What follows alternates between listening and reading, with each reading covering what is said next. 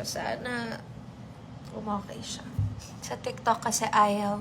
Sa IG ayaw din. So, try ko lang po dito sa FB. Get ready with me! Andito po ako ngayon sa Bacolod.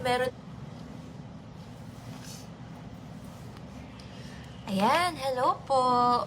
Para mas okay dito. Ayan. Hi everybody! Pasensya na medyo madilim. It's a bit dark here in the room. There's not much light. It's working naman. Yay!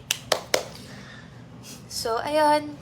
Get ready with me. Mamaya pa yung show. Mamaya pang 5 p.m. Pero dahil mabagal po ako mag-makeup, umpisahan ko na para hindi ako ma-stress. At para pagtapos na ako mag-makeup, saka na lang ako magpapahinga.